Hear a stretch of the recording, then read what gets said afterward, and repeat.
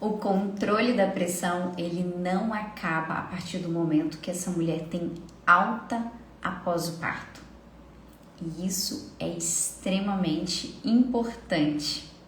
Boa noite, eu sou a doutora Natália Patei, sou cardiologista com foco na cardiologia na gestação. E a gente está aqui para descomplicar essa cardiologia que muitas vezes é pouco falada, a cardiologia na gestação.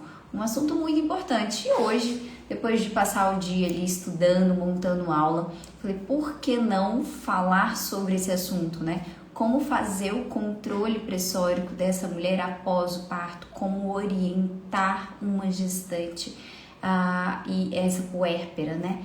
Após o parto. Porque muitas vezes ali durante a gestação a gente cerca essa mulher de cuidados, pede para aferir a pressão de forma muito regular, mas depois que o neném nasce, ela simplesmente vai para casa e esse acompanhamento tão de perto muitas vezes não acontece. Então é aí que mora um grande perigo, porque a gente precisa sim orientar essas mulheres de forma muito precisa. Eu já vou começar falando de um caso clínico, tá? Porque eu mesma gosto muito de casos clínicos, então por que não falar de um desses? Uma paciente, ela teve seu neném durante a gestação, foi tudo bem, mas aí foi embora para casa, estava tudo certo, em nenhum momento uma orientação sobre aferir a pressão, porque ela não teve nenhum descontrole pressórico prévio. E aí, após o parto, ela começou a ter episódios de cefaleia, dor de cabeça, nada melhorava essa dor de cabeça. E aí, a primeira coisa que ela já pensou, realmente eu devo estar muito cansada, né? Essa pressão, nem pensou em pressão, ela pensava só na dor de cabeça. Daqui a pouco vai passar, é o cansaço do pós-parto, eu tô em casa tem só uma semana, né? E eu já tô muito cansada pela rotina, 2 filhos, já era o segundo parto, e até que, num certo momento, ela decidiu aferir essa pressão. E a pressão estava extremamente alta. Foi o tempo de correr ali de volta para o hospital, de ser acompanhada, de ser medicada, porque ela teve sim um pico pressórico após o parto e a gente segue nesse acompanhamento. Então, quando a gente fala de acompanhar essas mulheres no pós-parto, nesse caso era uma mulher que não tinha tido um pico pressórico durante a gestação, não tinha tido hipertensão gestacional, mas ela teve no pós-parto. Então, são questionamentos que a gente vai se fazer aqui ao longo do nosso bate-papo, porque quando essa mulher já tem um diagnóstico de alguma síndrome hipertensiva na gestação, a gente já abre os olhos, já orienta de uma forma diferente, ou melhor, deveria orientar de uma forma diferente, porque a gente vê que esse segmento a gente não está vendo de forma adequada. Então é por isso que a gente está aqui hoje, eu quero te atualizar, eu quero falar de protocolos extremamente atualizados para a gente realmente colocar na prática. Você vai tirar daqui hoje do que a gente vai conversar e vai jogar lá para o seu dia a dia. Eu tenho certeza que amanhã mesmo você já coloca isso em prática. E como o cardio, e aqui a gente tem alguns cardiologistas, muitos, né? A gente vê que é uma das maiores demandas quando a gente fala de cardio-obstetrícia, porque muitas vezes o obstetra já saiu ali do foco, né? Afinal de contas o neném já nasceu, e aí entra muita demanda de acompanhar essas pacientes no pós-parto. E tem diversas particularidades, e se a gente não conhece essas particularidades, não tem como a gente conduzir, não tem como a gente tratar, não tem como a gente orientar de forma adequada. Então, vamos voltar agora lá no comecinho, vamos entender o que acontece de fisiologia mesmo durante o pós-parto. Pessoal chegando, vamos falar do normal, do fisiológico, para você poder entender por que de orientações tão específicas, tá? Vamos ver se você consegue ver isso. Consegue ver aí, gente? Me fala aí quem consegue ver. Isso aqui é um gráfico de uma publicação super recente desse ano, agora 2025, onde fala a fisiologia da pressão durante a gravidez. Então, para você para estar o contrário aí, né? Aqui é o iniciozinho da gestação, a gente tende a ter uma queda pressórica no início da gestação, até por volta de mais ou menos 22, 24 semanas de gravidez. E aqui que a gente está falando hoje, né? A gente está falando do período, ó, esse aqui é o parto e a gente está falando desse período pós-parto. O que é fisiológico? O que a gente espera? A gente espera que no pós-parto aqui, a gente tenha um nível pressórico mais alto do que o basal dessa mulher. Isso porque durante toda a gestação a gente aumenta muito o volume sanguíneo e muito desse volume sanguíneo vai para o que a gente chama de terceiro espaço, porque a gente está edemaciada, tem o edema de membros inferiores e aí quando chega no momento do pós-parto, é hora de todo o volume, né, que extravasou, que fez edema nessa mulher, dele voltar para o vaso sanguíneo. Nisso que ele volta para o vaso sanguíneo, nesse período de pós-parto, o que acontece? A pressão vai subir e é fisiológico ela subir no período do pós-parto. Então é algo já esperado. Mas se eu já tenho uma paciente que já tem níveis pressóricos já alterados durante a gestação, seja por uma hipertensão crônica, uma hipertensão gestacional ou uma pré-eclâmpsia, essa mulher, no período do pós-parto, a gente espera um aumento pressórico ainda maior. Normalmente, as mulheres que desenvolveram uma pré-eclâmpsia são mulheres que evoluíram com um edema mais importante. Então, aqui no pós-parto, elas também vão voltar com todo esse volume para a corrente sanguínea, fazendo um aumento pressórico. Certo até aí? E aí, o que a gente espera, então? Por volta do 3º até o 7º dia de pós-parto, a gente espera um aumento da pressão fisiológico. Mas, Natália, é fisiológico, mas até quando que por mim tá tudo bem, eu não preciso medicar? É aí uma grande questão. Quando a gente olha algumas publicações, inclusive americano, eles falam da gente poder entrar com medicamento para a pressão quando a gente tem uma pressão maior do que 160 por 100. Mas será que eu posso ser tão permissivo? Será que vai ser benéfico para essa mulher eu ser tão permissiva de medicar essa mulher só quando tem uma pressão tão alta? Será que é condizente? Porque quando a gente pega uma paciente que não está gestante, não é pós-parto, a gente medica muito antes disso, né? A gente medica quando a pressão tem acima de 140 por 90. Então, por que no pós-parto eu vou ser tão permissivo? Sendo que é um período onde a gente tem maior mortalidade materna, por exemplo. Então, são coisas para a gente se questionar. A gente tem visto algumas publicações, inclusive estudos falando da importância da gente medicar antes, mas ainda não foi capaz de mudar algumas diretrizes internacionais. Aqui no Brasil a gente já está vendo essa mudança de orientar, tratar pressões no pós-parto maior do que 140 por 90. Então, quando essa mulher aqui, no nosso pós-parto aqui, 3º a 7º dia, ela tem um pico pressórico maior do que 140 por 90, por que não tratar essa mulher? Claro, é uma mulher que vai estar sendo vigiada, tendo um olhar amplo, quem é essa mulher, todo o rastreio sendo feito, mas já é hora da gente acender um alerta. Então, quando a gente fala isso fisiológico, sejam mulheres que tiveram síndromes hipertensivas ou mulheres que foram normotensas, ou seja, pressão completamente normal durante toda a gestação, tá? Agora, Natália, quando a gente fala especificamente de mulheres que tiveram alguma síndrome hipertensiva na gestação, é hora da gente redobrar o cuidado e ter, sim, diversas orientações específicas sobre esse controle pressórico. Para vocês que estão aí, gente, hipertensão no pós-parto é algo corriqueiro, é algo que vocês veem ali no cotidiano de consultório, seja maternidade ou consultório? Me conta aí, gente, porque isso é muito importante. Na minha prática clínica, seja hospitalar, seja de consultório, é algo muito frequente, mas eu quero saber de você também, tá? Já me conta aí se tem alguma dúvida e já vai me mandando, porque a gente está aqui realmente para poder descomplicar a cardiologia na gestação, onde faz muito mais sentido a gente jogar ali direto para nossa prática clínica, tá bom? A ideia é exatamente essa. Então me conta, e se vocês estão curtindo aí, já manda coraçãozinho também.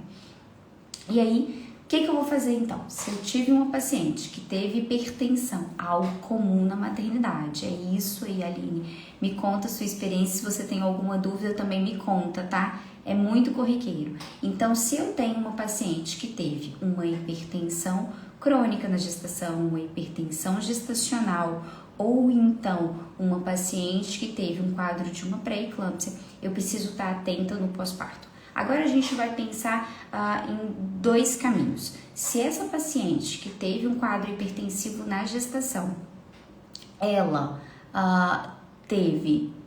Oi, pessoal que tá chegando, tá, gente?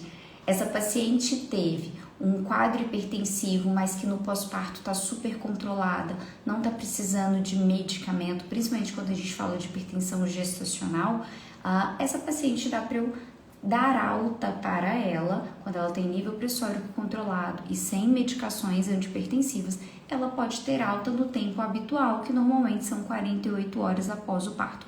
Agora, se eu tenho uma paciente no pós-parto que está precisando de antihipertensivo, que ela está com mais dificuldade de controle pressórico, ou se teve uma pré-eclâmpsia grave com sinais de gravidade, essa paciente precisa estar internada pelo menos 72 horas. Então, não é o parto correu tudo bem, em casa eu controlo essa pressão. Não é bem assim. E a gente não orienta alta hospitalar com paciente com pressão maior do que 160%. Se essa paciente está ainda mantendo um controle pressórico mais alto, com uma pressão de 160 ou então 150 por 100, enfim, ou a sistólica ou a diastólica, essa paciente precisa estar ainda internada. Ela vai ter alta quando tiver um controle pressórico mais eficaz. Tudo bem até aí? Me conta se já é isso que vocês fazem. E tem um detalhe importante. Ok, essa mulher, ela foi medicada lá no hospital, ela tá com controle adequado, abaixo de 160%, e ela vai ter alta. Isso, nós vamos falar sobre isso, tá, Alice? É exatamente sobre isso que a gente vai falar nesse nosso bate-papo, tá? A Alice perguntou como você orienta a alta, após a alta, né? Tempo de retorno no consultório, a gente vai falar disso. Então, se essa minha paciente teve o controle, a pressão tá mais regular, tá abaixo de 160%, eu já passei das 72 horas, porque lembra que é fisiológico o aumento pressórico? Se a gente dá alta para essa paciente com 48 horas, ela vai ter um pico pressórico em casa, tá? Então, esperem pelo menos 72 horas. E aí, chegou a hora de dar alta. Olha, dei alta, não precisa mais medir a sua pressão? Não é assim, tá bom? O ideal, o mundo ideal, tá? Que eu tô falando, é que essa paciente faça aferições, medidas pressóricas diariamente por pelo menos uma semana, diário, tá? Isso é um mundo ideal. Natália, nem toda paciente tem um aparelhinho de pressão em casa para poder aferir. Eu sei disso. Infelizmente não é a realidade de todos os lugares. Essa paciente você vai orientar ou ir ao posto, ou então voltar ao hospital com mais frequência, tá bom?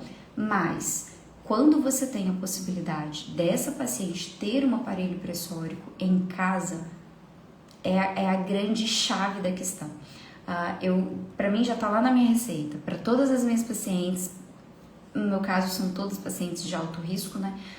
Mas já tá na receita. Dentre o que ela precisa ter é um aparelhinho de pressão durante a gestação e no pós-parto. Eu brinco com elas que ele vai ser o melhor amigo dela durante toda a gestação, porque a gente precisa controlar essa pressão de uma forma extremamente rigorosa, inclusive no pós-parto. E aí, eu lembro para vocês que o aparelho digital de pressão de braço, ele é validado, tá? Então, muitas vezes, é um investimento que essa mulher vai fazer. O aparelho custa numa faixa de 150 até 200 reais. Então, assim, eu sei que não é a maioria da população, tá bom, gente? Mas, às vezes, a sua paciente tem condição disso. Eu trabalho também num hospital público e muitas dessas pacientes preferem comprar o aparelhinho de pressão, tem um pouco mais de dificuldade, mas vai lá, junta, consegue e compra esse aparelho de pressão. Então não subestime também a sua paciente. Ah, não, é porque no SUS ela não vai ter o aparelho de pressão. Não subestime, porque muitas delas fazem realmente esse investimento. Às vezes a família ajuda, enfim, se mobilizam e fazem esse investimento para o controle pressórico mais adequado. Tudo bem até aí? Então a nossa paciente, ela vai ficar pelo menos 72 horas ali no hospital, se ela tá com uma pressão ainda não controlada de forma adequada. Se ela tem uma pressão maior do que 160 por 100, ela não vai ter alta. E se ela teve um quadro de uma pré-eclâmpsia grave e ela tá precisando de algum medicamento antipertensivo, alta depois de 72 horas do pós-parto.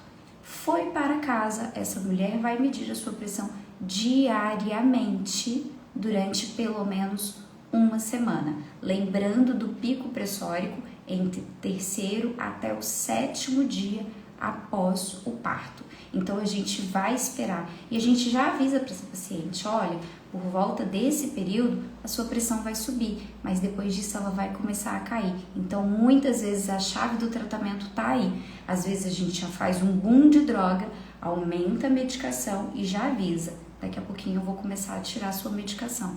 E a paciente fica, nossa doutora, tirou rápido. Tirou rápido porque a gente já esperava esse aumento pressórico, isso já foi avisado antes. E depois a gente começa a tirar a droga, tá? Para esse controle. Então, até aí deu para pegar, gente? Então é muito importante que a paciente que teve, por exemplo, uma hipertensão gestacional, fique atento a isso. Ela faça o segmento. Sabe por quê? Ela tem 12 a 25 vezes mais chance de ter uma hipertensão crônica no primeiro ano pós-parto, quando comparado a uma mulher que teve normotensão, uma pressão normal durante a gestação. Ou seja, as pacientes que têm síndrome hipertensiva na gestação requerem uma atenção especial também no pós-parto, no segmento dessa paciente. Não é porque teve hipertensão na gestação que ela vai abandonar o segmento.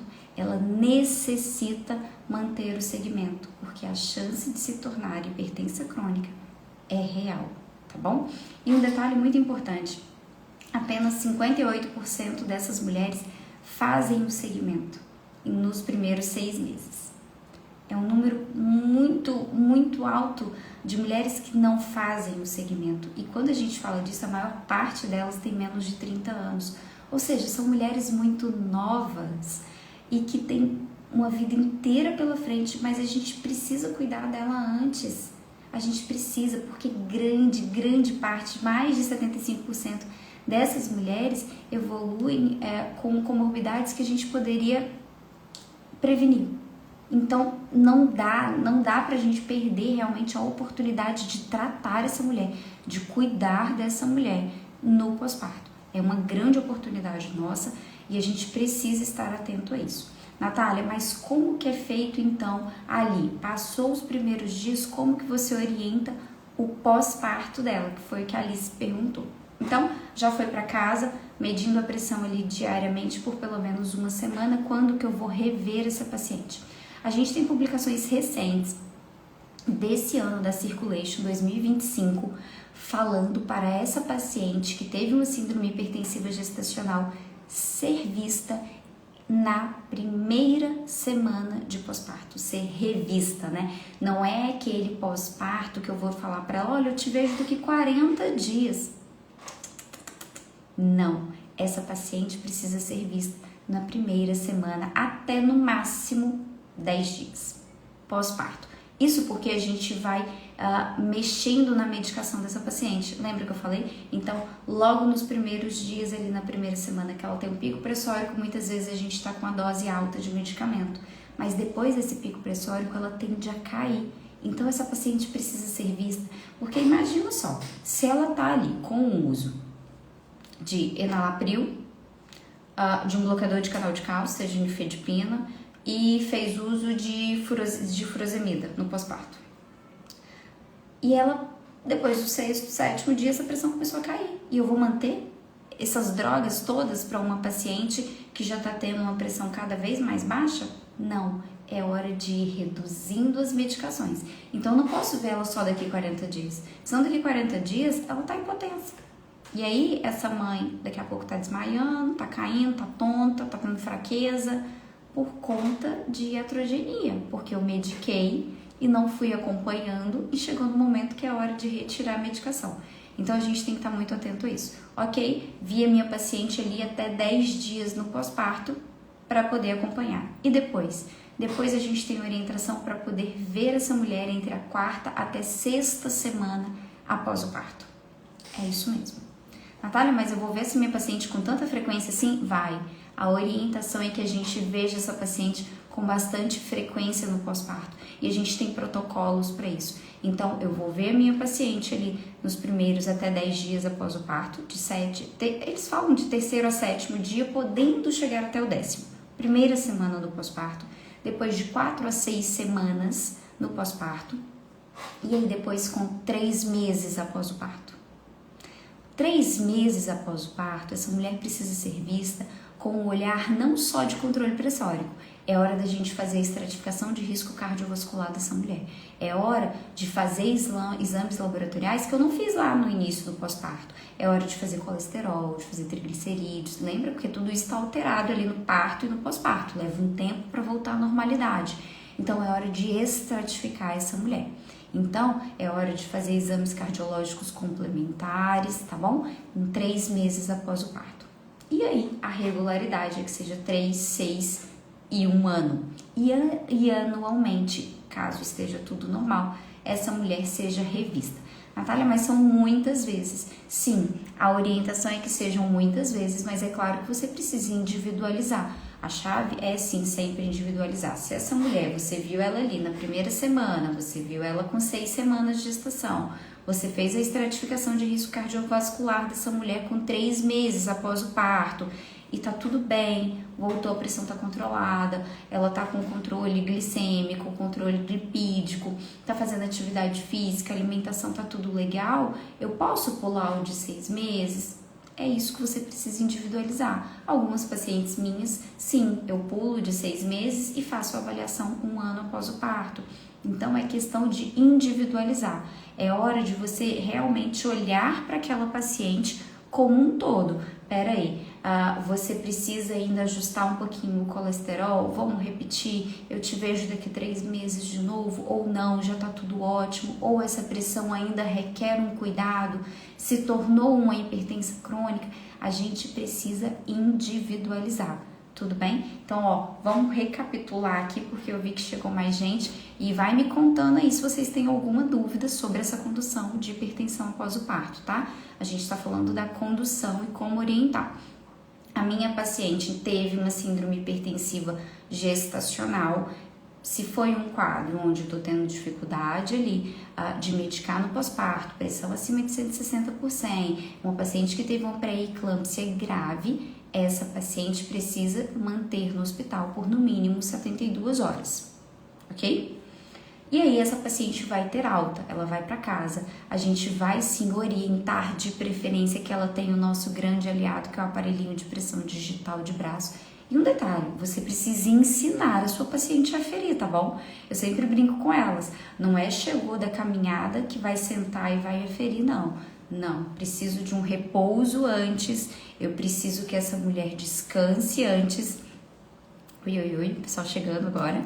Eu preciso que essa mulher descanse antes de aferir essa pressão, pelo menos 5 minutos, não esteja com a bexiga cheia. Ela vai apoiar o braço na altura do precórdio, mais ou menos numa mesa, as costas apoiadas na cadeira, os pés apoiados no chão, tá? Um ambiente tranquilo de preferência para ela aferir. Aferiu, espera 1 a 2 minutos, afere novamente essa pressão da paciente. Então, a gente precisa sim orientar como medir a pressão, tá? Não é simplesmente, vai lá e mede a sua pressão. Então, a minha paciente vai acompanhar essa pressão ali na primeira semana, uma aferição pelo menos todos os dias, no mínimo 1 semana. Lembrando que a nossa paciente vai ter um pico pressórico entre o 3º até o 7º dia pós-parto. Tranquilo até aí? Já vai me contando aí, gente. Quem tem dúvida, me manda, tá? Adoro quando vocês interagem aqui comigo, tá bom? E aí, essa paciente, então, vai precisar do segmento. Natália, se é uma paciente que não tem condição de estar no cardiologista, quem pode acompanhar essa paciente? Esse paciente pode ser acompanhado na unidade básica. É nosso dever, tanto quem trabalha na unidade básica, médico da família, clínico geral, também saber conduzir essas pacientes, porque é lá que muitas delas vão. Então precisa ter essa orientação, precisa ter esse entendimento. Então, se você conhece quem trabalha também na UBS, já manda esse vídeo, porque eles também precisam desse entendimento, tá, gente? Para todo mundo que atende gestantes tem que saber disso, gestantes e do pós-parto.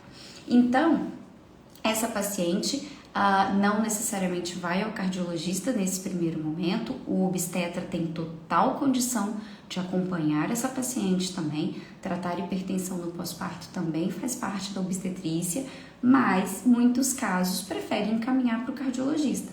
É muito isso que eu vivo, tá?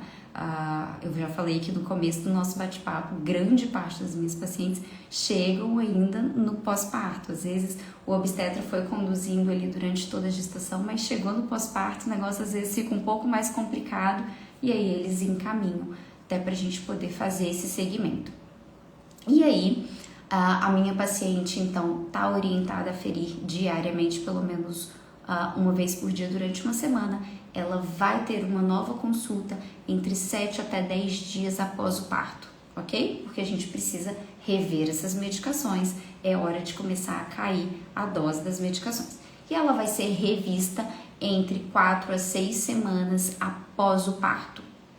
E aí, depois disso, com 3 meses após o parto, e é hora da gente fazer estratificação de risco cardiovascular nessa mulher, pedir exames laboratoriais, incluindo colesterol, glicose, exames cardiológicos. Muitas vezes essa mulher não era bem cuidada antes e é hora da gente fazer teste ergométrico, ecocardiograma, doppler de carótidas, claro, individualizando, tá bom? E depois a gente vai orientar 6 meses e anualmente. No mínimo, anualmente, essa paciente precisa ser vista, porque a paciente que teve uma síndrome hipertensiva tem maior risco de doenças cardiovasculares, ela tem maior risco de infarto, de AVC, de insuficiência cardíaca, de diabetes, de hipertensão crônica, de mortalidade. Essa mulher precisa ser acompanhada. E é exatamente o que a gente falou lá no comecinho do nosso bate-papo. O que aconteceu ali durante a gestação, a hipertensão que teve na gestação, ela não pode ser deixada de lado no pós-parto. Me mandem as dúvidas, gente, eu quero ouvir de vocês. E eu quero saber também, já teve gente que comentou que isso é rotina na maternidade. Para quem chegou depois, me conta a experiência de vocês também com a hipertensão pós-parto, porque é muito importante falar sobre isso, né? É um assunto que falar de pós-parto durante muito tempo ficou deixado de lado, né? O período do pós-parto. A gente muitas vezes subestima os sintomas dessas mulheres.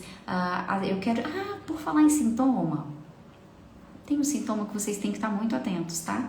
Se chama cefaleia. Cefaleia, dor de cabeça após o parto. É o mais frequente quando a gente tem pico pressórico relacionado a pré-eclâmpsia pós-parto, tá? A grande parte das pacientes com pré-eclâmpsia pós-parto, elas desenvolvem sintomas neurológicos e a cefaleia é o mais frequente deles. Então fique atenta, se a sua paciente fala, doutora, minha cabeça tá doendo, eu já tomei um analgésico, não melhora, essa paciente precisa ter uma pressão aferida, seja ela uma paciente que teve síndrome hipertensiva na gestação ou não. Fique atento a essa mulher, tá bom? Me manda aí, gente, me manda. Alice, eu quero saber se você foi respondida, tá? Me fala aqui que você mandou logo no começo perguntando como que eu faço o segmento no pós-parto. É exatamente dessa forma que eu faço, tá? Com as pacientes. E agora eu vou falar um pouquinho da minha realidade, tá? Que foi uma pergunta também. Como eu faço atendimento privado também, muitas dessas pacientes eu consigo ter o contato quase que diário.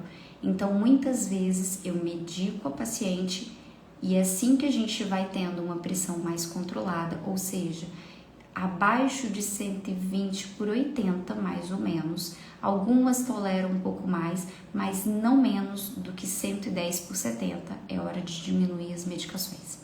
Então, muitas vezes a gente está com um aumento pressórico, nesse período fisiológico. Essas mulheres que tiveram síndromes hipertensivas, frequentemente elas fazem uns 170 por 100, 180 por 100, 110, e aí a gente faz o controle, medica essa paciente e depois a gente vai desescalonando as medicações.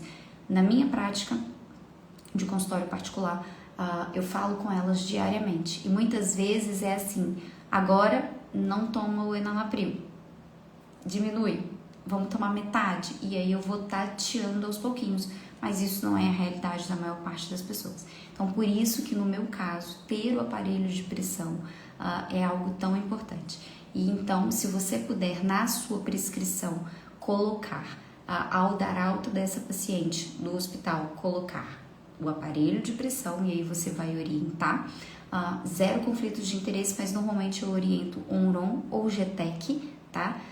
Porque são fáceis de acesso, são calibrados, são confiáveis, então são duas marcas que eu vejo uma boa resposta das pacientes.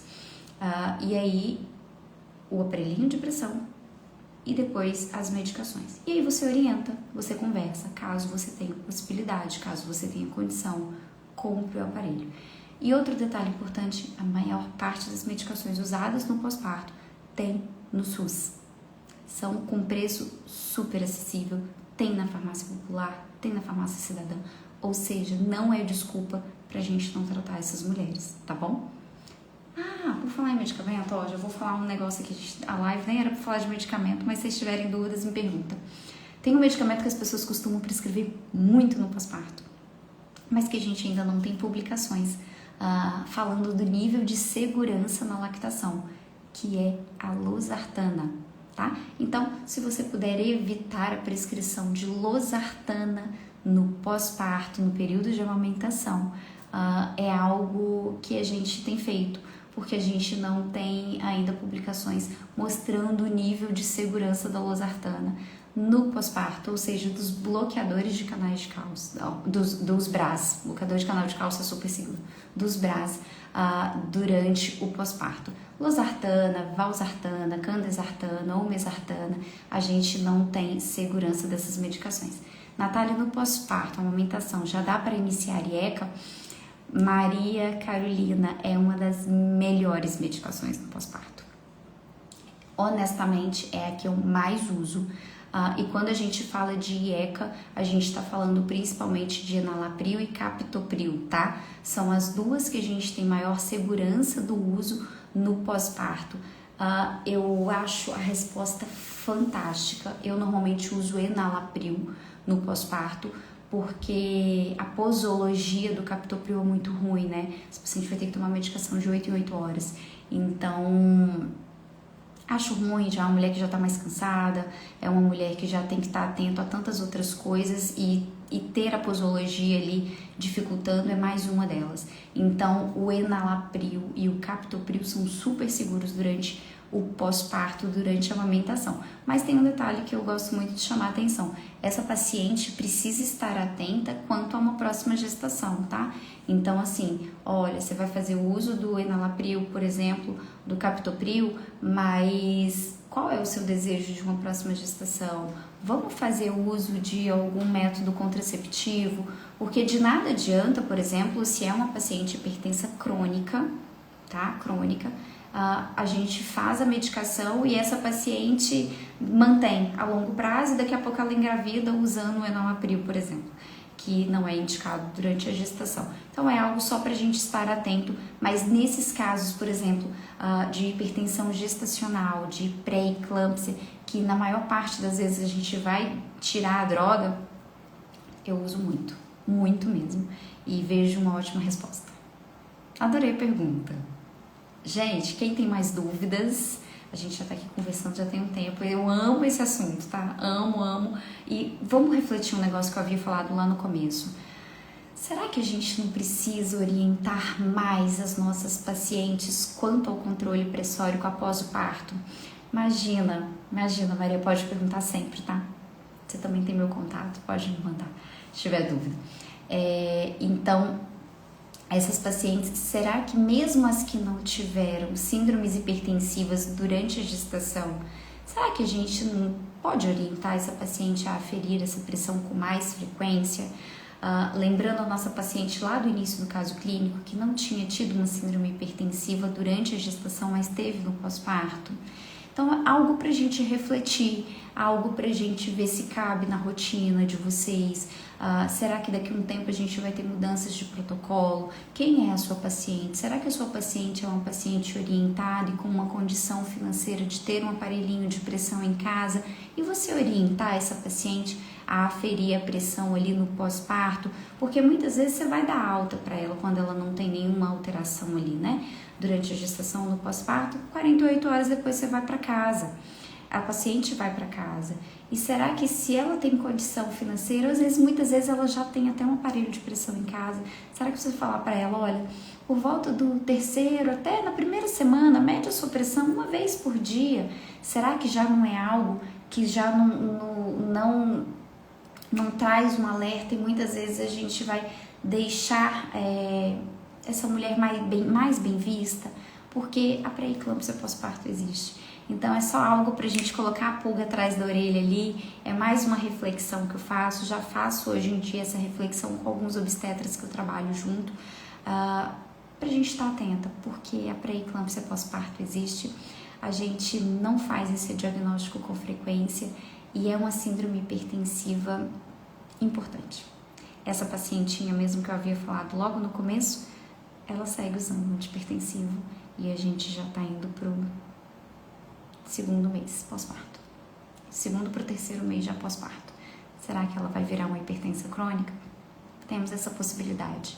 Então, algo para a gente estar atento, algo para a gente se mobilizar, para a gente compartilhar essa informação. Leve essa informação para as pessoas que vocês trabalham, para as instituições que vocês trabalham, para a gente estar atento ao pós-parto. Gente, adorei a nossa live hoje, hein? Vocês me mandaram perguntas, comentários, eu adoro quando isso acontece e o intuito é exatamente esse. É a gente descomplicar a cardiologia na gestação, é a gente levar essa informação para todo mundo. Seja um enfermeiro que cuida da UBS, seja o clínico geral, o médico da família, o obstetra que trabalha com alto risco, a cardiologia que tá ali também, porque o acompanhamento multidisciplinar é riquíssimo e a gente só tem a favorecer as gestantes, as mulheres, porque já é um período com tanto medo, com tanta insegurança, né? E aí se a gente pode se cercar de cuidados. E quando a gente fala em equipe multidisciplinar, a gente leva muita segurança para a gestante, mas a gente também leva para a equipe que está cuidando. Eu tenho certeza que os obstetras, que os médicos da família que estão ali cuidando, têm a possibilidade de ter uma equipe multidisciplinar, conduzem com muito mais segurança. Isso é muito importante. Então, eu tô aqui. Se você tem alguma dúvida sobre o assunto, pode me chamar, me manda no direct, manda nos comentários, que eu vou ter um enorme prazer em responder, porque a minha missão é exatamente essa, é a gente falar sobre esse assunto, tá bom? Detalhe, Feliz Dia dos Pais. Quem pôde estar com o papai, quem pôde abraçar, dar parabéns. Isso é muito importante, que a gente possa estar sempre ao lado das pessoas que a gente ama, que nos valorizam. Ana Maria, adorei a live, doutora. Obrigada por compartilhar sempre assuntos importantes. Tive síndrome HELP na minha gestação, que infelizmente perdi minha filha. Encontrar seu conteúdo é muito importante. Putz, é me fazer chorar, né, Ana? Primeiro, eu sinto muito pela sua perda, é realmente algo irreparável, mas a gente difundir conhecimento sobre síndromes hipertensivas, e a HELP é uma delas, tá? É uma complicação da pré-eclâmpsia, é uma forma da gente levar a importância do assunto, porque isso é muito frequente. E quando a gente vê, muitas vezes a gente vê como algo distante, acha que nunca vai acontecer com alguém próximo, até com a gente mesmo, né? E eu costumo dizer que síndromes hipertensivas hoje em dia não tem cara, não tem raça, não tem condição social, não tem se é famoso ou se não é. Claro que a gente tem grupos que aumentam o risco, mas a gente tem visto isso cada vez mais frequente. Então a gente precisa sim falar sobre esse assunto e que você se sinta abraçada, tá, Ana? Eu espero que o meu conteúdo te ajude a conduzir de uma forma um pouco mais segura todas as dificuldades que você passou, tá bom? Receba o meu carinho, tá? Então, gente, muito obrigada. A nossa live foi excelente, eu adorei. Eu espero que vocês também tenham gostado. Karina, é um ótimo tema, realmente é um tema que eu sou apaixonada. Eu espero que vocês consigam levar um pouquinho do que a gente conversou direto lá para a prática clínica de vocês, tá bom? Eu tô aqui à disposição para qualquer dúvida. Beijos, boa noite, tá? E que a gente tenha uma semana abençoada. Tchauzinho!